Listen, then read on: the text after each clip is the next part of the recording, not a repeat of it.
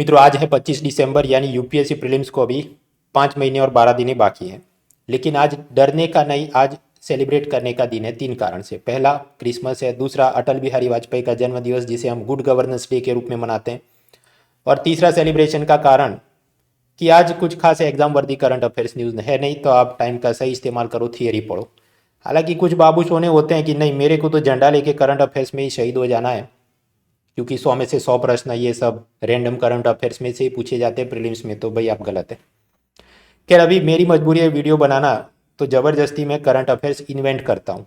Ethics के कुछ current affairs, corruption के बारे में, corporate social responsibility and corporate ethics के बारे में। खैर, सबसे पहले तो गुड गवर्नेंस की हम बात करें।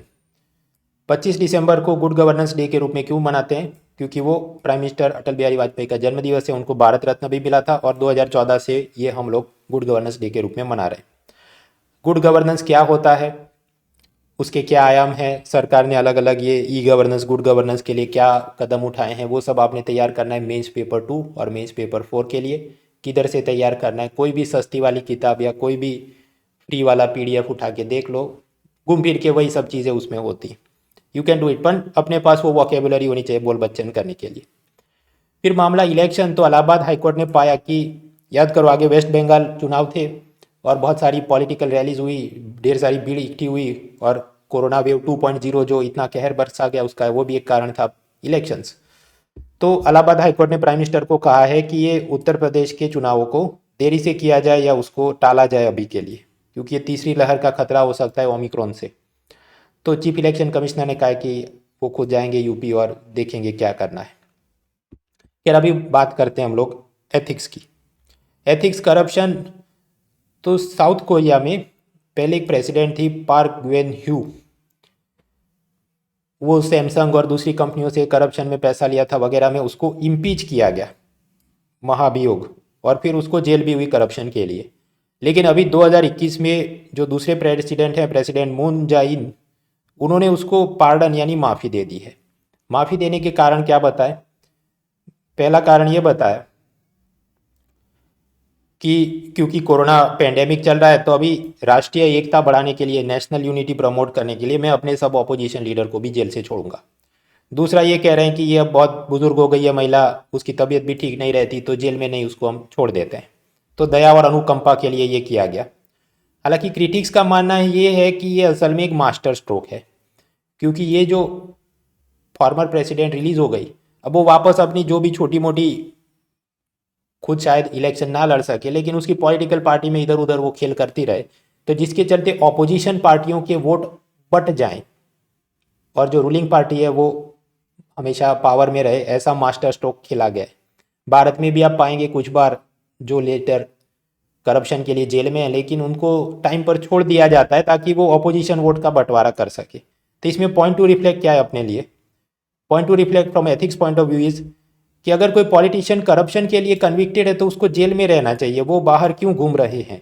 पॉलिटिकल कंपल्जन के नाम पर उनको छोड़ दिया जाए, बेल दिया जाए, हॉस्पिटल में मौज करो। It is sending wrong president to the other politician, कि जो नौजवान भी होंगे नेता, वो क्या सोचेंगे? भविष्य में नौजवान नेताओं के भ्रष्टाचार करने के हौसले और बुलंद हो जाते हैं कि हमारा कोई कुछ उखाड़ नहीं सकता। फिर मामला है कॉरपोरेट एथिक्स। अपनी यूपीएससी मेंस पेपर 4 एथिक्स में corporate social responsibility, private sector ethics, कुछ केस स्टडी पूछी जाती है, कुछ बार हमें सोच के कुछ लिखना पड़े। तो इधर उधर की बातों में ये टेस्ला इलेक्ट्रिक कार में इलॉन मस्क ने एक नया फीचर डाला है कि उसमें इनबिल्ट ऐसा टैबलेट होता है।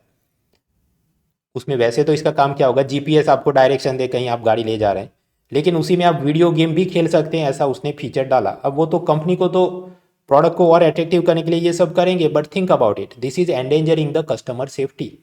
ड्राइवर का ध्यान इधर पबजी या जो रेसिंग गेम खेलने में हो, वो टेम्पल रन, तो एक्सीडेंट होने का खतरा होता है। तो फिर क्या हुआ, इसमें अमेरिकी सरकार ने आपत्ति जताई कि ये तो वाहन दुर्घटना का जोखिम बढ़ाएगा। तो फिर इलॉन मस्क को वैसे तो मज़ा नहीं आया होगा, लेकिन फिर उसने मजबूरी में सॉफ्टवेयर अपडेट ऐसा डाला है कि जब गाड़ी चल रही होगी तो वीडियो गेम वाला स्क्रीन लॉक हो जाएगा। In the moving car the video game thing will not work. तो इसमें हमें क्या सोचना है एथिक्स पॉइंट ऑफ व्यू से? पहला ये सोचना है कॉरपोरेट ग्रीड। कंपनियां तो लोगों को लुभाने के लिए, अपना उत्पादन बेचने के लिए कोई सुरक्षा की कोई चिंता किए बिना कुछ भी अनशन चीज़ें ईजाद करके वो तो बेचते ही रहेंगे।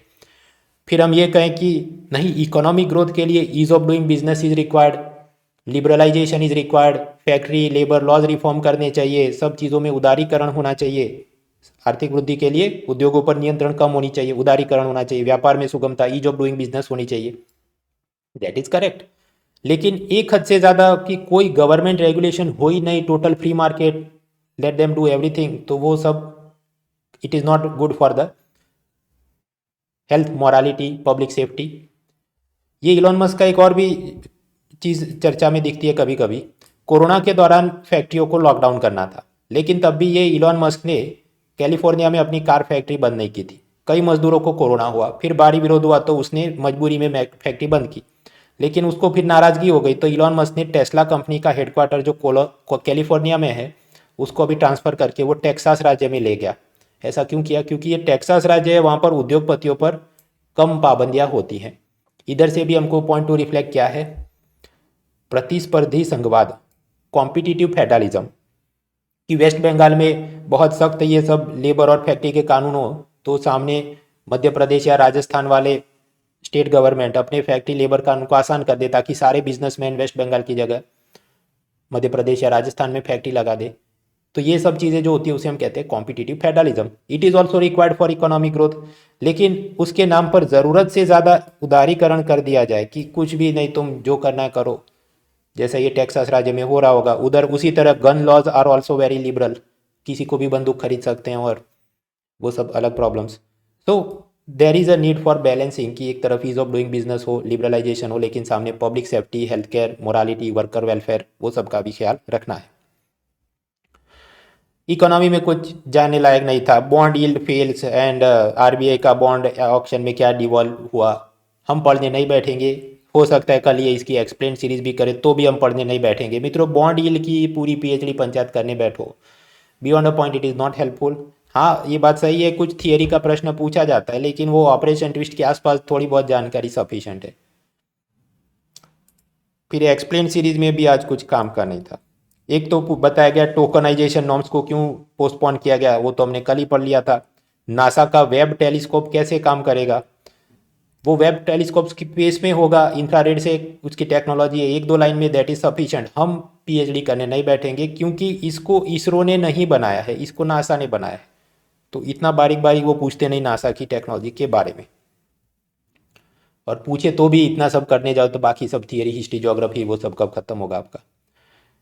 फिर डेथ, वो सब person in news for non IAS exam में केरला के एक मशहूर फिल्म मेकर केएस सेतु माधवन की देहांत हुई। तो ये था आज का न्यूज़पेपर।